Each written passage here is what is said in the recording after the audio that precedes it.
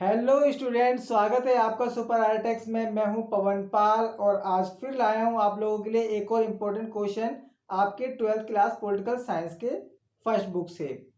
तो चलिए स्टार्ट करते हैं। टॉपिक क्या रहने वाला है ये तो आप लोगों ने थंबनेल में ही देख लिया होगा, बट क्वेश्चन किस तरीके से होता है ये मैं आप लोगों को बता देता हूँ। आज का हमारा टॉपिक रहने वाला है श्रीलंका के ऊपर, जिसमें हम एक या दो टाइप के क्वेश्चन की चर्चा करेंगे। पहला क्वेश्चन ये बनता है कि श्रीलंका का जातीय संघर्ष क्या है, और दूसरा क्वेश्चन ये बनता है कि भारत और श्रीलंका के बीच हुए समझौते का विवरण दीजिए। इन दोनों क्वेश्चन को बोर्ड एग्जाम में कैसे डील करना है ये तो मैं आपको आगे बताऊंगा, लेकिन उससे पहले मैं आप लोगों को श्रीलंका का मैप लोकेशन बताना चाहूंगा। ध्यान से सुनिए स्टूडेंट्स, भारत का नक्शा तो आपने देखा ही होगा, जो साउथ से वी शेप में होता हुआ चला जाता है और कोने पर एक देश छोटा सा लटका हुआ सा नजर आएगा, वही है श्रीलंका। अब जरा देखें श्रीलंका को और गौर से, आप इसको मैप को ध्यान से देखना। देखिए हर क्षेत्र की 4 दिशाएं होती हैं, उत्तर, दक्षिण, पूरब, पश्चिम। स्टूडेंट्स, अब श्रीलंका के मैप में आपको खास बात देखने की ये है कि श्रीलंका के उत्तर और पूर्वी क्षेत्र में, अगर इधर ये साइड वाला जो एरिया है मैं मैप में डालूंगा, आप देखना साइड वाला उत्तर और पूरब के जो क्षेत्र में वो भारतीय मूल के तमिल लोग निवास करते थे, और बाकी का जो पश्चिम का एरिया बचता है और दक्षिण का जो पार्ट बचता है उसमें 70% सिंगली लोग जो श्रीलंका के मूल निवासी हैं वो लोग निवास करते थे। अभी के लिए आप इतना समझ लो, अभी थोड़ी देर में सारा धीरे धीरे पत्ते खुलने शुरू हो जाएंगे। सो स्टूडेंट्स, आप लोगों ने श्रीलंका के लिए एक टर्म सुना होगा कि श्रीलंका में जातीय संघर्ष चल रहा है या जातीय समस्या है। वो जातीय समस्या क्या है कि श्रीलंका में 70% लोग सिंगली हैं जो श्रीलंका के मूल निवासी हैं, और 30% तमिल लोग हैं जो भारतीय मूल के हैं। अब समस्या इन्हीं दोनों के बीच में है, एक मेजोरिटी में है एक माइनॉरिटी में है। और चूंकि आप 12th क्लास में तो आपको ये पता ही होगा, मेजोरिटी और माइनॉरिटी जहाँ भी होते हैं वहाँ संघर्ष होता ही होता है। तो अब आगे हम ये जानेंगे कि इस संघर्ष की शुरुआत कैसे हुई और ये संघर्ष किस तरीके से आगे बढ़ा, भारत का इस संघर्ष से क्या लेना देना है, और अभी वर्तमान में श्रीलंका की क्या स्थिति है। अगर हम इन 3-4 फैक्टर्स को समझ लें तो बोर्ड एग्जाम में पूछे गए कोई भी सवाल, चाहे वो लॉजिकल हो चाहे नॉर्मल जो पिछले कई सालों से पूछे जा रहे हैं उस टाइप के हों, हम हर तरह के क्वेश्चन को बहुत ही आसानी से डील कर सकते हैं और एक हाई स्कोरिंग मार्क्स अचीव कर सकते हैं। तो स्टूडेंट, सबसे पहले हमारे दिमाग में एक सवाल आना चाहिए कि भारतीय मूल के तमिल श्रीलंका में क्या करने के लिए गए। अब इस सवाल का जवाब मैं आपको बता रहा हूं कि किस तरीके से भारतीय तमिल श्रीलंका में पहुंच गए। हुआ ये स्टूडेंट्स कि श्रीलंका में जो तमिल लोग रह रहे हैं वो आज़ादी से बहुत पहले ही वहां पर जाकर के बस गए थे। अब ये चाहे मछुआरे हैं या खेती करने वाले लोग हैं या व्यापार और व्यवसाय में लिप्त लोग हैं, जो भारत और श्रीलंका की आज़ादी से पहले ही श्रीलंका और भारत में आना जाना लगाए रखते थे। लेकिन श्रीलंका एक अलग देश जब बन गया और भारत एक अलग देश बन गया, तब श्रीलंका में जो तमिल मूल रह रहे थे वो वहीं पर बसे रह गए, वो वहीं के हो गए, और जो भारतीय तमिल थे वो तो भारत में आज भी हैं। इसके साथ साथ स्टूडेंट्स ये भी जान लो कि श्रीलंका और भारत दोनों ही देशों में ब्रिटिश, डच और पुर्तगाली इन तीनों ने व्यापार और व्यवसाय का काम किया, और ऐसे में बहुत सारे तमिल लोग जो श्रीलंका में शिफ्ट हुए किसी न किसी व्यापार की वजह से या फिर ब्रिटिश की गुलामी के चक्कर में वहां पर पहुंच गए, या फिर कुछ लोग स्वतः मछली पालन में या फिर खेती वगैरह के काम धंधे की तलाश में वहां पर पहुंच गए। और अब जब बहुत दिन हो गए उन्हें वहां पर रहते हुए, तो धीरे धीरे वहीं पर बस जाना उन्होंने उचित समझा, और अब वो लोग श्रीलंका को ही अपना मूल निवास मानते हैं और वहीं पर रहना पसंद करते हैं। सो स्टूडेंट्स, अब अगर हमें ये पता चल गया कि तमिल वहां पर क्यों गए, इतना तो हमें समझ में आ गया। अब दूसरा सवाल हमारे दिमाग में ये आता है कि तमिल वहां पर रह रहे हैं, ठीक है, इट्स ओके, माइनॉरिटी में ये भी बात ठीक है, ठीक है। अब श्रीलंका में जो लोग मेजोरिटी में हैं और ये लोग माइनॉरिटी में हैं, इन दोनों के बीच में ऐसा क्या हुआ कि संघर्ष का रूप धारण कर गया। स्टूडेंट्स, इस समस्या के लिए बहुत सारी बातें जिम्मेदार हैं। मगर हम बहुत सारी बातें ना जान के कुछ मुख्य बातों को जानेंगे, जिसे मैं अभी आप लोगों के सामने रख रहा हूँ। बहुत ध्यान से सुनना, क्या है वो बातें जिनकी वजह से श्रीलंका में माइनॉरिटी और मेजॉरिटी के बीच में संघर्ष इतने व्यापक रूप धारण कर गया। स्टूडेंट्स, इस समस्या को समझने के लिए हमें थोड़ा सा इतिहास में जाना होगा। आप लोगों को पता ही है, भारत भी अंग्रेजों का गुलाम रहा और श्रीलंका भी अंग्रेजों का गुलाम रहा, ब्रिटिश अंग्रेजों का गुलाम रहा। अब ये जो ब्रिटिश उपनिवेशक लोग थे, इनके नेचर से तो आप बहुत अच्छे से परिचित होंगे। इनका तो काम ही है डिवाइड करो और रूल करो। ऐसे में श्रीलंका में भी इन्होंने यही बीज बोया और अपने प्यारे भारत में भी इन्होंने यही बीज बोया, जिसकी वजह से भारत से पाकिस्तान अलग हो गया। और ऐसा ही इन्होंने बीज बोया श्रीलंका में। हुआ ये था कि अंग्रेजों ने जब श्रीलंका पर कब्जा किया तो उस वक्त श्रीलंका में तमिलों के अपने राजा रजवाड़े चल रहे थे और सिंगली जो श्रीलंका के मूल निवासी उनके अलग राजा रजवाड़े राज कर रहे थे। और जब अंग्रेजों ने श्रीलंका पर कब्जा किया तो उन्होंने दोनों ही समुदायों पर राज करना शुरू कर दिया। लेकिन जब वो देश छोड़कर जा रहे थे, यानी श्रीलंका जब आज़ाद होने वाला था 1948 में, तब देश छोड़ के जाते वक्त उन्होंने जो सत्ता थी, जो पावर थी, वो वास्तव में किसके हाथ में थी? श्रीलंका, यानी कि जो मेजोरिटी में 70% जो सिंगली लोग थे उनके हाथ में पावर सौंप करके चले गए और तमिलों के हिस्से में कुछ नहीं आया। ऐसे में यहाँ पर तमिल लोग और श्रीलंका के सिंगली लोगों में जो भेदभाव है वो साफ तौर पर नजर आने लगा। इसके बाद कुछ दिन और आगे चले तो 1956 में सत्ता का फायदा उठाते हुए श्रीलंका के सिंगली लोगों ने क्या किया, उनकी मातृभाषा सिंगला भाषा को उन्होंने राजकीय भाषा घोषित कर दिया। यानी अब विद्यालयों, दफ्तरों, कार्यस्थलों पर लगभग सभी जगह पर सिंगला जो लैंग्वेज है उसको ऑफिशियल कर दिया। अब ऐसा करने के बाद तमिल लोगों को बहुत सारी समस्याओं का सामना करना पड़ा। उन्हें उद्योग धंधे, रोजी रोजगार से हाथ धोने पड़े। इसके साथ साथ कई और तरीके की समस्याएं उभर कर सामने आने लगी। जैसे श्रीलंका के बहुसंख्यक लोग तमिलों को घृणा की दृष्टि से देखने लगे। सिंगली लोगों को तमिलों का अपने देश में बने रहना बिल्कुल भी पसंद नहीं था, जिसके चलते दोनों ही समुदायों में परस्पर टकराव की स्थिति उत्पन्न होने लगी। और देखते ही देखते इस समस्या ने इतना विकट रूप धारण कर लिया कि आगे चल करके सिविल वॉर श्रीलंका के अंदर देखने को मिला।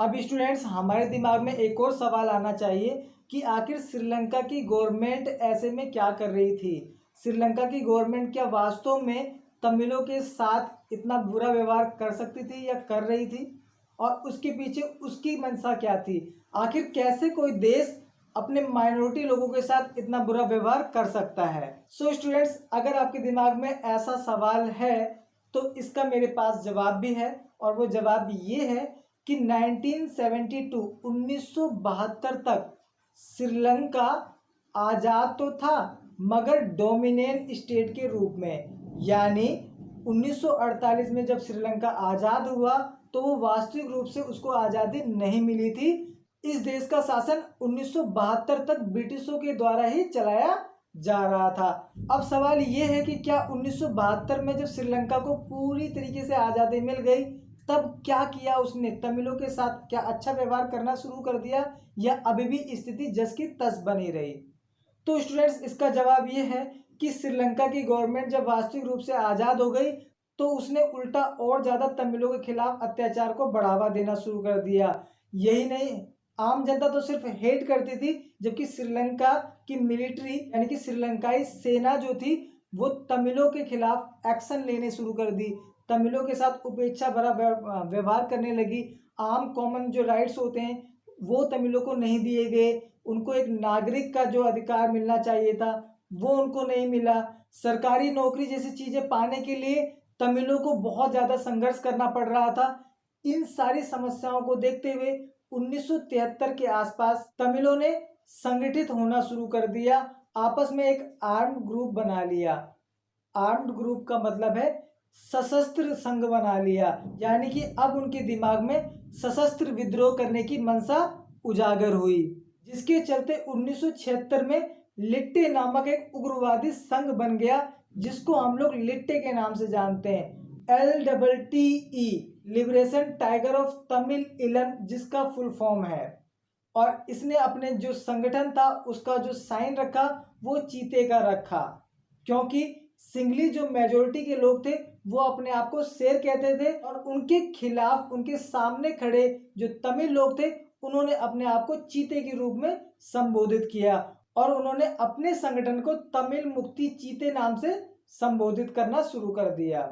अब स्टूडेंट्स, जब लिट्टे बनकर तैयार हो गया तो लिट्टे ने अपने अधिकारों की लड़ाई हथियारों के बल पर लड़नी शुरू कर दी और इस वजह से लिट्टे संगठन और श्रीलंका के सैनिकों के बीच में आमने सामने का टकराव होना शुरू हुआ, जो कि सिविल वार के रूप में जाना जाता है, जो कि 1983 में बहुत ही विकराल रूप धारण कर गया। और 1983 में लड़ाई इतनी व्यापक हो गई कि श्रीलंका के सैनिकों ने हवाई जहाजों से तमिलों के ऊपर गोले बरसाने शुरू कर दिए। अब श्रीलंका में जब इस तरीके से संघर्ष चल रहा था तो ऐसे में भारतीय जो तमिलनाडु के क्षेत्र के तमिल थे उनके दिल में थोड़ा सा दर्द हुआ और उन्होंने डायरेक्ट जो है कांटेक्ट करने की कोशिश करी केंद्र सरकार से। उस वक्त केंद्र सरकार में हमारे नए नए प्रधानमंत्री थे जिनका नाम था राजीव गांधी। ये इंदिरा गांधी के बेटे थे और राजनीतिक एक्सपीरियंस की अगर बात करूं तो उसमें इनको एक्सपीरियंस थोड़ा सा कम था, जिसका फायदा उठाते हुए तमिल के कुछ लोगों ने उनके कान भरने शुरू करे कि आपको श्रीलंका में हो रहे तमिलों पर अत्याचार के ऊपर आवाज उठानी चाहिए, आपको कुछ ना कुछ करना चाहिए भारतीय मूल के तमिलों पर इस तरीके से जो अत्याचार हो रहे हैं उसको रोकने के लिए। और उधर श्रीलंका में जो नेता थे जयवर्धने, उनको भी ये एहसास होने लगा कि अगर लिट्टे को शांत करना है, लिट्टे को समझाना है तो हमें भारतीयों के साथ कनेक्शन बनाना पड़ेगा। और इस तरीके से 29 जुलाई 1987 को राजीव गांधी और जयवर्धने के बीच में एक समझौता हुआ। सो स्टूडेंट्स, अब जब जयवर्धने और राजीव गांधी के बीच समझौता हुआ तो उसमें कुछ शर्तों पर दोनों ही देश एक दूसरे के साथ सहमत होते हुए नजर आए। स्टूडेंट्स, अब यहाँ से तुम्हारा असली खेल स्टार्ट होता है, क्योंकि राजीव गांधी और जयवर्धने के बीच जो समझौता हुआ जिसको हम राजीव वर्धने समझौता के नाम से जानते हैं, ये एग्जाम के लिए बहुत ज़्यादा इंपॉर्टेंट है। 3-4 बातें थी जिन पर दोनों देश सहमत हुए। इसे बहुत अच्छे से सुनना और समझना, हो सके तो नोटबुक में नोट कर लेना। स्टूडेंट्स, समझौते की कड़ी में जो सबसे पहली बात रखी गई वो ये रखी गई कि श्रीलंका का विभाजन बिल्कुल भी नहीं होने दिया जाएगा, क्योंकि हो ये रहा था कि उत्तर और पूर्वी क्षेत्र के जो तमिल लोग थे वो अपना अलग ही स्टेट बनाने की मांग कर रहे थे, जिसकी वजह से वो लोग सशस्त्र विद्रोह कर रहे थे। और अगर दोनों ही क्षेत्र आपस में विलय के पक्ष में सहमत हुए तो दोनों को मिलाकर के एक अलग प्रांत बना दिया जाएगा। समझौते में तीसरी बात ये रखी गई कि अगर दोनों क्षेत्र उत्तरी हो चाहे पूर्वी हो, अगर ये आपस में मिल करके एक साथ नहीं होते और अलग अलग रहने की बात करते हैं तो दोनों को अलग अलग प्रांत बना दिया जाएगा। दोनों ही क्षेत्रों के प्रांतीय परिषदें बना दी जाएंगी, दोनों ही क्षेत्रों के अलग अलग राज्यपाल होगा, अलग अलग मंत्रिमंडल होगा और अलग अलग मुख्यमंत्री बना दिया जाएगा। और समझौते की नेक्स्ट बात जो मैं बताने जा रहा हूँ वो ये थी कि अगर तमिलों ने इस समझौते को मंजूर नहीं किया और अपने हथियार नहीं डाले तो ऐसे में श्रीलंका में भारतीय सेना को बुला लिया जाएगा। सो स्टूडेंट्स, इस तरीके से 3-4 बातें जो हैं वो समझौते में रखी गई, लेकिन इसका कोई खास फायदा नहीं हुआ क्योंकि संघर्ष फिर से जारी हो गया, जिसको मद्देनजर रखते हुए राजीव गांधी ने अपनी भारतीय सेना को श्रीलंका में भेजा, जिसको हम IPKF के नाम से जानते हैं, जिसका फुल फॉर्म है इंडियन पीस कीपिंग फोर्स, यानी कि इसको शांति स्थापित करने के लिए श्रीलंका में भेजा गया। और स्टूडेंट्स, आपको बता दूं, भारतीय सेना को वहां पर एक स्पेशल ऑपरेशन चलाने के लिए भेजा गया जिसका एक पर्टिकुलर नाम भी है और उसका नाम गैस कर सकते हो क्या है? मेरे नाम पर, यानी कि पवन। अब क्या आप जानना चाहोगे कि इस ऑपरेशन का नाम पवन क्यों रखा गया? तो मैं बता देता हूं आप लोगों को। इस ऑपरेशन का नाम पवन इसलिए रखा गया क्योंकि श्रीलंका में इससे पहले भी शांति स्थापित करने के लिए पवन पुत्र हनुमान जी गए थे। हो सकता है इसी आधार पर इस ऑपरेशन का नाम पवन रखा गया हो। चलिए आगे बढ़ते हैं और देखते हैं कि वहाँ पर सेना कितनी सफल हुई। तो आपको बता दूं कि श्रीलंका में जब भारतीय सेना गई तो वहाँ पर बिल्कुल भी वो सफल नहीं हुई। क्यों नहीं हुई, उसके पीछे कारण ये था कि श्रीलंका के तमिलों को ये लग रहा था कि ये जो भारतीय सैनिक आए हैं ये हमें हमारे अधिकारों को श्रीलंका की सरकार से लेने नहीं देंगे और ये हमें सिर्फ और सिर्फ दबाने के लिए यहाँ पर आए हैं। और उधर श्रीलंका के लोगों को लगा है वो तमिलों की रक्षा करने के लिए आए और इसीलिए उन्होंने भारतीय सैनिकों का सम्मान नहीं किया बिल्कुल भी और उनको बिल्कुल भी सपोर्ट नहीं किया, जिसके चलते भारतीय सैनिकों के बहुत सारे सैनिक वहां पर बेवजह मारे गए। हालातों से तंग होकर के भारत ने अपनी शांति सेना वापस बुला ली, जिसके बाद श्रीलंका में हालात जस के तस बने रहे और ये आपसी जंग उनकी 2009 तक चलती रही। जी हाँ, आपने बिल्कुल ठीक सुना, 2009 तक श्रीलंका के लोगों की और लिट्टे के बीच में लड़ाइयाँ चलती रही। स्टूडेंट्स, मेरे ना चाहते हुए भी टॉपिक बड़ा लंबा खिंचता हुआ जा रहा है, मगर क्या करूं, आपको सारी चीज़ें बताना बहुत ज़रूरी है क्योंकि तभी आपके दिमाग में कहानी की तरह ये पूरा का पूरा मुद्दा सेट होगा। अब आखिरी सवाल ये है कि 2009 के बाद क्या वास्तव में ये समस्या खत्म हो गई और 2009 में ऐसा क्या हुआ कि श्रीलंका में दशकों से चला आ रहा सिविल वार अचानक शांत हो गया। तो अब स्टूडेंट्स हुआ ये कि जो लिट्टे था ये एक बहुत ही बड़ा विकराल उग्रवादी रूप धारण कर चुका था 1973 के बाद। देखते ही देखते श्रीलंका ने बहुत सारे देशों में लिट्टे को बहुत ज़्यादा हाईलाइट करके दिखाया कि ये एक बहुत बड़ा आतंकवादी संगठन है और वास्तव में ऐसा था भी। लिट्टे जो था उस वक्त बहुत ही खतरनाक आतंकवादी संगठन बन चुका था, जिसके एक नेता थे जिसका नाम था वी प्रभाकरण। वी प्रभाकरण बहुत ज़्यादा खतरनाक थे और इनको ट्रेनिंग जो दी जा रही थी, इनको जो सपोर्ट दिया जा रहा था, वो कुछ हद तक भारत से भी सपोर्ट मिल रहा था। अब ये बात श्रीलंका को अच्छे से पता था, इसलिए उसने लिट्टे को बहुत बड़ा आतंकवादी संगठन के रूप में विश्व के सामने रखा, जिसके चलते भारत जो सपोर्टर बना हुआ था वो अब सपोर्ट बिल्कुल भी नहीं कर सकता था। और इसके साथ साथ लिट्टे अगर चाहे भी तो गुप्त रूप से बहुत सारे देशों से वेपन्स वगैरह जो खरीदता था वो उसकी खरीद वगैरह सब बंद हो चुकी थी, जिसके चलते वी प्रभाकरण की पावर धीरे धीरे कमजोर होती जा रही थी। और फाइनली श्रीलंका की मिलिट्री ने काफी क्रूर रूप धारण करके तमिलों को मारना शुरू कर दिया और लिट्टे के पूरे संगठन को उजाड़ फेंका। वी प्रभाकरण की गोली मार करके हत्या कर दी और वी प्रभाकरण की मृत्यु के बाद ही श्रीलंका में लिट्टे संगठन पूरी तरीके से टूटकर बिखर गया और उसके बाद ये जो सिविल वार श्रीलंका में चल रही थी ये वहीं का वहीं शांत हो गया। लेकिन स्टूडेंट्स, आपको थोड़ा और एक्स्ट्रा बता दूं, जब आपने इतना बर्दाश्त किया तो थोड़ा सा ज्ञान और ले लो। 2009 के बाद भी अब तक भी श्रीलंका का जातीय समस्या का समाधान अभी भी नहीं हो सका है। अभी भी वहां पर समस्या जस की तस बनी है। हाँ, इतना जरूर है कि लिट्टे के कमजोर पड़ जाने के बाद अब वहां पर पहले की तरह सशस्त्र विद्रोह और संघर्ष नहीं हो रहे हैं। तमिलों की मांग अभी भी वहीं की वहीं बनी हुई है। श्रीलंका ने अभी तमिलों को उतना नहीं दिया जितने के वो हकदार थे। सो स्टूडेंट्स, वीडियो बहुत ज़्यादा लंबा होता जा रहा है, मुझे लग रहा है आप लोग इसको पूरा देखोगे भी नहीं, इसीलिए अब मैं इसको समराइज या रिवाइज नहीं करूँगा।